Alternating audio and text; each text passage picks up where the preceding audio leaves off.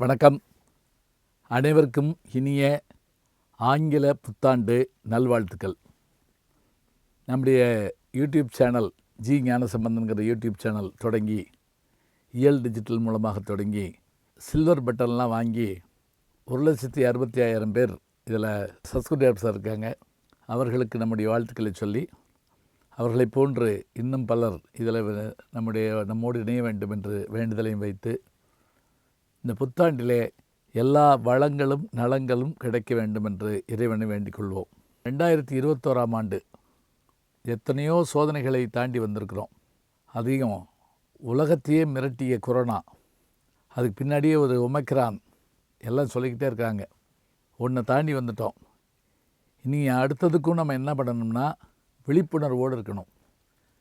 நாம் அதை கடந்துட்டோம், இனி நம்ம கவலை இல்லைன்னு இருக்க வேண்டாம். புத்தாண்டு பிறக்கிறது, உலகமெங்கும் கொண்டாடப்படுகின்ற ஒரு திருநாளாக இருக்கிறது. தமிழர் புத்தாண்டு ஏப்ரல் மாதத்தில் வரும். இது ஆங்கில புத்தாண்டாக கொண்டாடப்படுகிறது. கிரிகோரியன் காலண்டர் படி பார்த்தா 10 மாதங்கள் தான் இருந்ததாம் முதல்ல. பிறகு 2 மாதங்கள் சேர்க்கப்பட்டனம்பாங்க. அகஸ்டஸ் சீசர் காலத்தில் ஆகஸ்ட் மாதமும் ஜூலியஸ் சீசர் காலத்தில் ஜூலை மாதமும் சேர்க்கப்பட்டதாக வரலாற்றில் பார்க்குறோம்.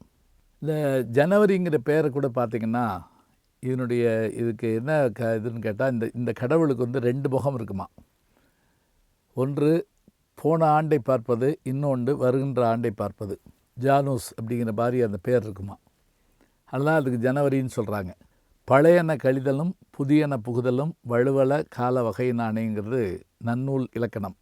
கழிந்து போனவற்றுக்காக நாம் கவலைப்பட்டு கொண்டிருக்காமல் அவற்றிலிருந்து பாடங்களை பெற்றுக்கொண்டு புதிய ஆண்டை தொடங்க வேண்டும். நீளாயுள் நிறை செல்வம் உயர் புகழ் பெற்று வாழ வேண்டும் என்று வாழ்த்துகிற போது சொல்வதைப் போல நல்ல மழை பெய்ய வேண்டும், நாடு செழிக்க வேண்டும், நல்ல மழை பெய்ய வேண்டும். 21ஆம் ஆண்டில் நமக்கு என்ன ஒரு வாய்ப்பு அப்படின்னு கேட்டிங்கன்னா, 40 ஆண்டுகளாக பார்க்காத அளவிற்கு பெருமழை பெய்திருக்கிறது. வெள்ளச்சேதங்கள் இருந்தது உண்மைதான்.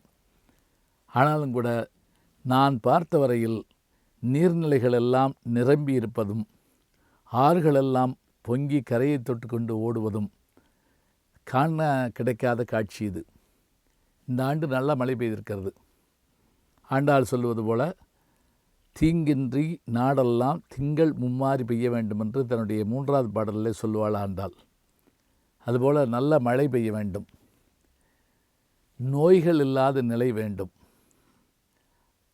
வறுமை ஒழிய வேண்டும், பசியும் பிணியும் பகையும் நீங்கி வசியும் வளனும் சுரக்கண வாழ்த்தி என்று நம்முடைய இலக்கியங்களில் மணிமேகலை கூறும்.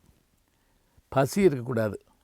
இன்னமும் கூட சில நாடுகளில் பஞ்சத்தால் மனிதர்கள் மடிகிறார்கள்னு கேட்ட உடனே நமக்கு வருத்தம் ஏற்படுகிறது. ஆக உணவு பஞ்சம் ஏற்படக்கூடாது, பிணி நோய் இருக்கக்கூடாது, பகை, எவ்வளோதான் நம்ம எல்லாவற்றையும் தேடினாலும் பகையை தேடாமல் இருந்தால் அதை காட்டிலும் ஒரு சிறப்பு ஒன்றுமில்லை. யாரொடும் பகை கொள்ளலம் என்றபின் போர் ஒடுங்கும் புகழ் ஒடுங்காது என்பது கம்பனுடைய வாக்கு.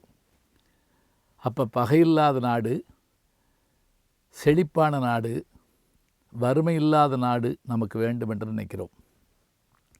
நமக்கு மட்டுமில்லை, உலகெங்கும் இருக்க வேண்டும் நினைக்கிறோம். தொழில் புரட்சி வந்தது, அதே போல் மின்யுக புரட்சி வந்தது, டிஜிட்டல் உலகம் வந்திருக்கிறது. இந்த ஆண்டு இன்னும் புதிய கண்டுபிடிப்புகள் எல்லாம் வர இருக்கின்றன. இந்த கண்டுபிடிப்புகளால் எத்தனையோ லாபங்களும் இருக்கின்றன, சில நஷ்டங்களும் இருக்கின்றன. நாம் என்ன செய்ய வேண்டும்? அன்னப்பறவை போல நல்ல செய்திகளை எடுத்துக்கொண்டு தீயவற்றை ஒதுக்கிவிட வேண்டும். எதிர்கால தலைமுறையினருக்கு நாம் நல்லதை செய்ய வேண்டும். பிரபஞ்ச அழகி பட்டம் பெற்றவராக இந்திய பெண்மணி தேர்ந்தெடுக்கப்பட்டிருக்கிறார். ஹர்னாஸ் சாந்தோ. அவங்கள்ட்ட அழகியாக மட்டும் இல்லாமல் அறிவாளியாகவும் இருக்க வேண்டுங்கிறதுக்காக கேள்வி கேட்குறாங்க. அப்போ அவங்க சொன்ன ஒரு வார்த்தை என்னென்னா, தன்னம்பிக்கையை வளர்த்து கொள்ளுங்கள் அப்படிங்கிறாங்க. முந்தா நாள் உலக அழகி சொல்கிறது தான் நாங்கள் கேட்கணுமா அப்படின்னு நினைக்க வேண்டாம். நம்முடைய இலக்கியங்களெல்லாம் அதை தான் சொல்லுது. அதே போல் இங்கிருந்து சென்ற நம்முடைய இளம் பெண்களெல்லாம் சபைகளில் பேசுகிற போது சுற்றுப்புற சூழலை கெடுத்து விட்டீர்கள் தலைவர்களே, நீங்கள் எல்லோரும் சேர்ந்து இதை காப்பாற்ற வேண்டும் என்று ஒரு வேண்டுகோள் வைத்ததாக நாம் பார்க்கிறோம். எனவே நீரும் நிலமும் காற்றும் ஆகாயமும் எல்லாமும் சுத்தமாக இருக்க வேண்டும். ஓசோன் படலத்தில் இருக்கின்ற அந்த அழுக்குகள் நீக்கப்பட வேண்டும். நாம் அதற்கான முயற்சி எடுத்துக்கொள்வோம். பூமியை நம் கையிலே கொடுத்திருக்கிறார்கள். நாம் அடுத்த தலைமுறைக்கு கொடுத்து விட்டு போக வேண்டும். புத்தாண்டில் சில உறுதிமொழிகளை ஏற்றுக்கொள்வோம். நாம் விரைந்து செயல்படுவோம், தொடர்ந்து செயல்படுவோம், முயற்சி செய்வோம், பயிற்சி எடுப்போம், வெற்றி அடைவோம். இந்த ஆண்டு இந்த மாதிரியான ஒரு சூளுரைங்க நான் அதை செஞ்சு காட்டுவேன் அப்படின்னு நம்ம நினைக்கிறோம்னா அது செய்து காட்ட வேண்டும். எனவே அத்தனை பேரும் ஏதேனும் ஒரு செய்தியை மனதில் நினைத்து கொள்ளுங்கள். இந்த ஆண்டுக்குள் நிறைவேற்றி காட்டுங்கள். உலகெங்கும் இருக்கின்ற தமிழர்களுக்கு, மனிதர்களுக்கு இனிய ஆங்கில புத்தாண்டு நல்வாழ்த்துக்களை மகிழ்வோடு தெரிவித்துக் கொள்கிறோம். 2022 என்று சொல்கிற போது புத்தாண்டு வருகிற புது குழந்தை போல அது நம்மை வரவேற்க காத்திருப்போம். 22 வரட்டும், இன்னல்கள் ஒழியட்டும். அனைவருக்கும் இனிய புத்தாண்டு நல்வாழ்த்துக்கள். நல்ல செய்திகளை நாளும் சிந்திப்போம், நாளை சந்திப்போம். அன்பிற்கினிய யூடியூப் நேயர்களே, நீங்கள் என்னோடு இன்னும் நெருக்கமாக தொடர்ந்து வர வேண்டும் என்று சொன்னால் இன்ஸ்டாகிராம், ட்விட்டர் போன்ற பதிவுகள்லையும் என்னை நீங்கள் தொடருங்க. பின்தொடர்ந்து வாருங்கள். நாம் எல்லோரும் முன்தொடர்ந்து செல்வோம்.